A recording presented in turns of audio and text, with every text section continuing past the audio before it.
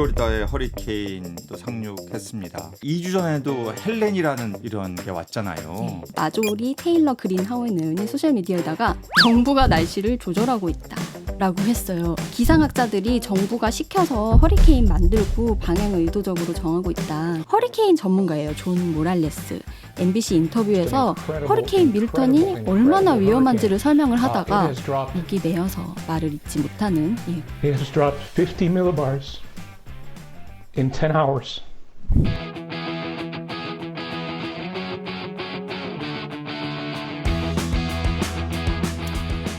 기후의 눈으로 경제를 읽다.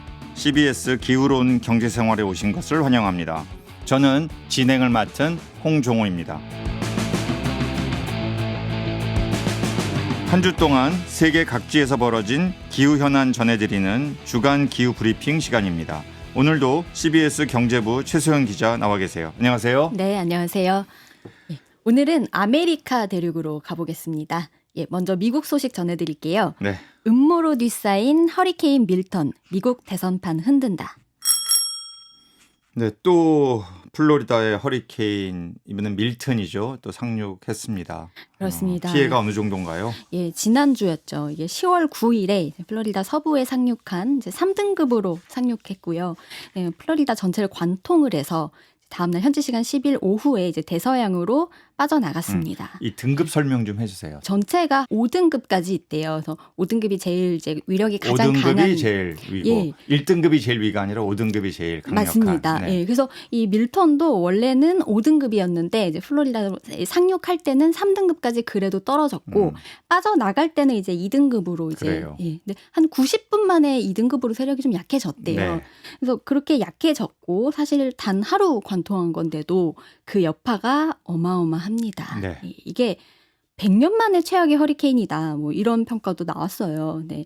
이제 그 다음 날이죠. 11일에 이제 집계를 했는데 사망자가 한 최소한 17명 정도 발생한 걸로 나왔고 보니까 뭐 210만 가구가 정전이 됐대요. 굉장히 광범위하게 피해를 입었기 때문에 뭐 구조 작업이 본격화되면서 인명 피해가 더 늘어날 수도 있고요. 그래서 조 바이든 미국 대통령이 이제 밀턴으로 인한 경제적 피해를 좀 이제 집계를 해서 발표를 했는데 500억 달러 정도 된대요. 우리 돈 한 67조 6천억 원 정도의 재산상 피해도 생겼다고 합니다. 67조 정도면 사실 제가 과거에 우리나라를 대상으로 이런 연구를 해봤을 때 미래에 앞으로 태풍이 더 크게 오면 최대 한 27조 원 정도 피해가 우리나라에 생길 수 있다. 나라 전체가. 나라 전체적으로 이런 제가 한번 예측을 한 연구가 있었는데요.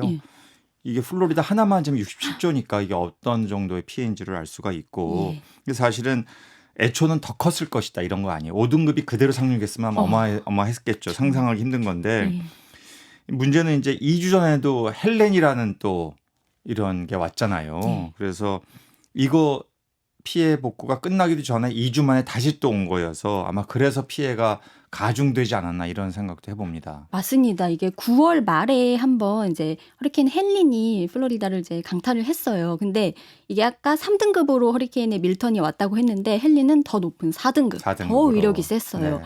강타를 해서 이때는 사망자가 200명이 넘었어요. 네. 재산 피해도 수십조 원. 이때는 경로가 좀 달랐죠. 그러니까 밑에서 위로 이렇게 올라가서 플로리다만이 아니고 다른 주들도 더 뭐 노스캐롤라이나든지 뭐 조지아 이런 데도 피해가 있었죠.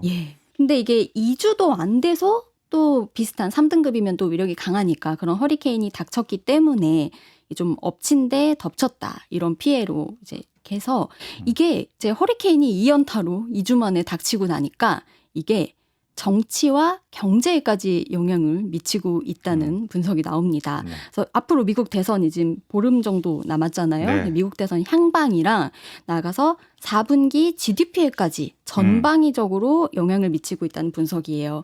그리고 허리케인이 강해진 지금 핵심 이유가 기후변화에 있다. 이게 주목할 부분입니다. 그러니까요. 사실 뭐 허리케인은 과거에 기후변화가 심각하지 않았을 때도 있긴 있었는데 날씨가 더워지면서 허리케인이 더 거세졌다. 이제 이런 평가가 있는 것 같아요. 예, 맞습니다. 지금 보면은 이게 해수 온도가 상승하면 바다면서 뜨거워지면은 폭풍이 더 많은 에너지를 흡수를 해서 풍속이 빨라지게 된대요. 그리고 물도 대기가 따뜻해지면 물을 더 수분을 더 빨아들이기 때문에 더 많은 비를 머금게 되는 거죠. 강우량이 엄청 증가하게 됩니다. 그래서 지상에 상륙할 때 이제 밀턴이 이제 3등급으로 이제 네. 상륙을 했죠. 예, 상륙을 했잖아요. 근데 지금 차트를 하나 보여드릴게요. 네. 보면은 중간에 이게 5등급까지 올라가기도 했었는데 올해 10월 멕시코만의 열 함량을 보여주는 그래프예요. 네.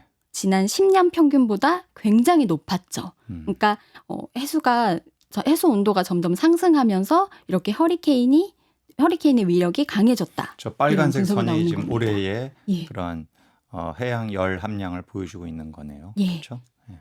이게 뭐 바다 표면뿐만 아니라 바다 깊이에서도 되게 좀 비정상적으로 물이 따뜻했대요. 그래서 기후변화를 연구하는 다국적 단체 WWA가 이제 보고서를 냈는데 이런 기후변화가 허리케인 밀턴의 강우량을 한 30% 정도 늘리고 그다음에 바람의 위력은 한 10% 정도 강화했다. 그렇군요. 이렇게 분석을 했습니다. 기후변화가 없었다면 밀턴은 플로리다에 닥칠 때 이제 3등급이 아니라 2등급 정도로 떨어져서 상륙했을 수도 있을 거다. 이런 설명을 했어요. 상당히 흥미롭네요. 예, 이번에 네. 밀턴 관련해서 아마 다들 보셨을 거예요. 기상 전문가가 뉴스에서 눈물을 흘리는 그런 네. 영상이 나왔죠. 네. 허리케인 전문가예요. 존 모랄레스. MBC 인터뷰에서 허리케인 밀턴이 얼마나 위험한지를 설명을 하다가 목이 메어서 말을 잇지 못하는 그런 모습을 보였죠. 영상 같이 잠시 보실까요? Just an incredible hurricane. It has dropped.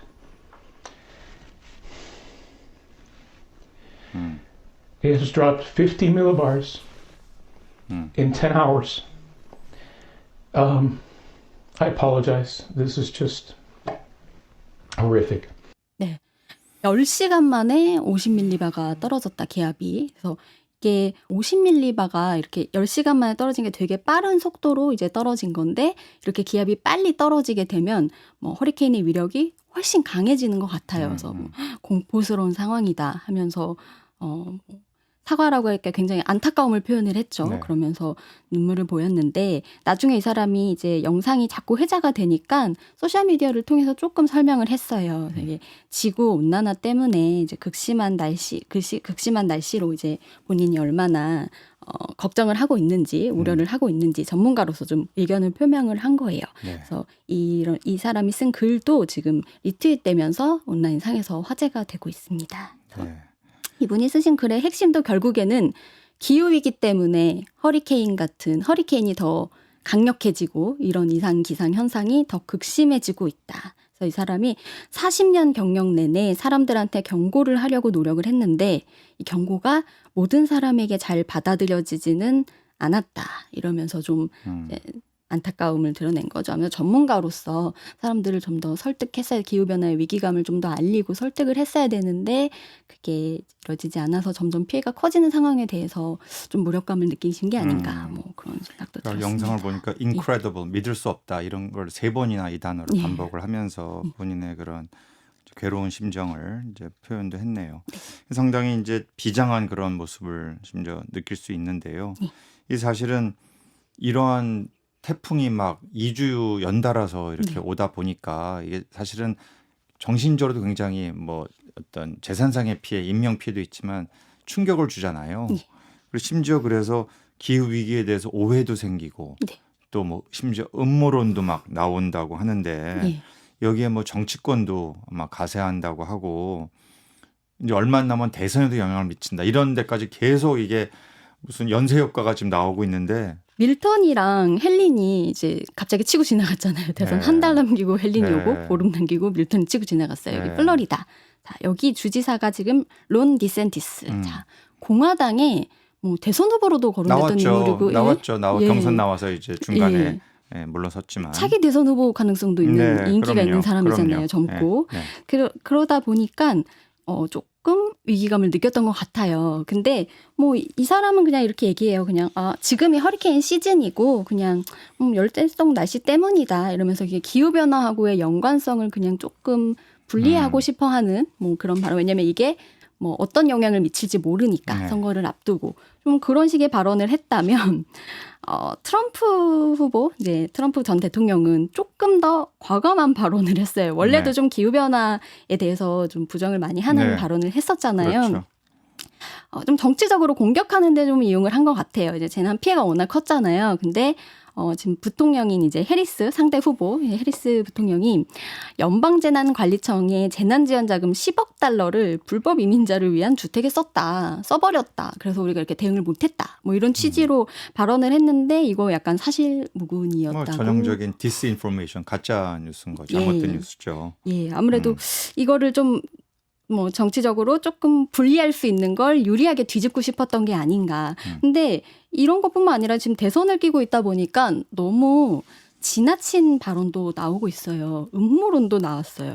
공화당의 하원 의원이에요. 마조리 테일러 그린 하원 의원이 소셜미디어에다가 정부가 날씨를 조절하고 있다. 이게 저 음모론이 아니라 좀 누가 들어도 예. 말이 안 되는 얘기인데 예. 어떻게 정부가 날씨를 조절합니까? 그죠. 무슨 기계를 사용하는 것도 아닐 텐데 그런데도 이게 무슨 예. 좀 먹히고 이러나 보죠. 예, 왜냐하면 뭐 플로리다 이제 피해를 입은 것도 좀 태풍 이언타, 허리케인 이언타를 쳤고 그 전에 이제 네. 또 다른 허리케인 베릴이 이제 네. 텍사스를, 텍사스를 또 쳤고 지난 여름에. 네. 뭐 의도하진 않았지만 뭐 미국 정부가 일부러 했던 건 아니겠지만 상당히 이른바 이제 예. 민심이 흉흉해지면서 이런 네. 음모론이 또 바로 할 수 있는 예. 그런 기회가 생길 수도 있겠네요. 근데 이게 좀 도가 넘는 말도 나와요. 기상학자들을 좀 위협을 하고 있어요. 그래서 기상학자들이 정부가 시켜서 허리케인 만들고 방향을 의도적으로 정하고 있다. 그래서 과학자들을 좀 죽이고 레이더 장비를 철거해야 된다. 뭐 이런 메시지도 좀 기상학자들한테 네. 뭐 책임을- 소셜 미디어나 뭐 이메일 같은 걸 보낸다 이런 얘기군요. 그렇죠. 그래서 좀 도가 넘는데 이게 야, 대선이 참. 워낙 얼마 안 남았기 때문에 이제 뭐 경합주도 있고 공화당 우세주도 있지만 이게 이쪽이 허리케인 피해를 보니까 요거를 서로 정치적으로 이제 자기 당에 더 유리하게 상대 당에 불리하게 만들려는 그런 음모론이 나와서 모르겠어요. 근데 이게 지금 정말 얼마 안 남았기 때문에 진짜로 영향을 미칠 수도 있다. 뭐 네, 이런 그렇군요. 가능성을 외신에서는 제기를 사실 하더라고요. 이제 이런 음모론을 떠나서 미국의 이제 주요 언론들을 보면 이런 아이러니컬한 게 있다. 텍사스나 플로리다는 대표적인 그러한 레드 스테이트, 그러니까 공화당 지지가 강한 그런 주들인데 그래서 화석연료 사용도 굉장히 중시하고 특히 텍사스는 미국 제1의 화석연료 생산지 소비지 아닙니까? 맞아요. 그런데 이런 지역이 기후변화로 인해 훨씬 더 강해진 허리케인의 피해를 집중적으로 오래 받고 있다는 것이 기후변화를 좀 무시하고 싫어하고 화석연료에 계속 의존하려고 하는 이런 지역들이 오히려 기후변화의 피해를 보고 있다는 것이 굉장히 아이러니컬하다. 이런 보도가 있기도 했죠. 네. 한번 뭐 저희 방송이 또 그러하니까 예. 경제적인 면도 한번 좀 짚어주시면 좋겠어요. 이게 예. GDP에도 악영향을 미치겠죠, 아무래도. 그럴 수밖에 없습니다. 왜냐하면 미국 GDP에서는 소비가 차지하는 영향이 굉장히 크잖아요. 그렇죠. 소비 지출이 줄어들 수밖에 네. 없겠죠. 그래서 미국 경제가 올해 사실 되게 좋았어요. 뭐 골디락스라고도 불렸죠. 그래서 분기별 GDP 성장률 보면은 1분기에 1.4%, 2분기 2.8%, 그리고 3분기도 한 3.1% 정도로 지금 예측이 되고 있는데 처음으로 4분기에 이것 때문에 좀 뒷걸음질을 칠 수 있을 거란 분석이 나왔어요. 그래서 글로벌 컨설팅 업체 EY가 4분기 미국의 실질 GDP 성장률이 이번 허리케인 때문에 한 0.2 내지 0.4%포인트 감소할 수 있다. 처음으로 뒷걸음질을 치는 적은 거죠. 게 아니죠. 예.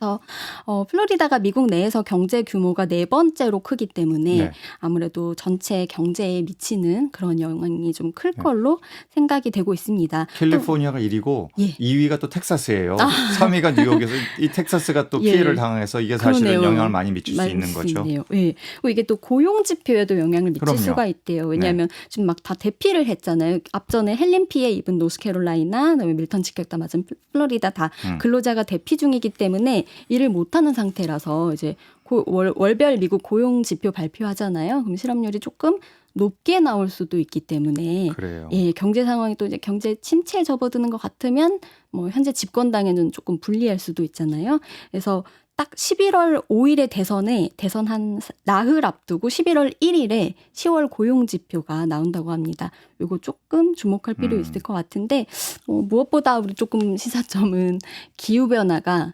정치와 경제에 다 영향을 미칠 수 있다라는 거겠죠. 네, 아주 중요한 포인트입니다. 이런 걸 우리 경제학에서는 물리적 리스크다 이런 말을 쓰거든요. 그러니까 기후 변화가 심각해지면서 극한 기상현상이 나타나고 그것이 이번에 허리케인과 같은 것으로 드러나는데 그것이 경제에 악영향을 미친다. 인명피해, 재산피해, 심지어 영속적으로 GDP가 감소하는. 영속적으로. 예, 영속적이라면 이제 한번 이렇게 해서 충격을 받으면 다시 원래로 회복되는 게 아니고 떨어진 상태에서 그냥 간다. 그러니까 결국 애초에 성장 경로로 다시 회복 안 된다. 이런 연구들도 꽤 있어요.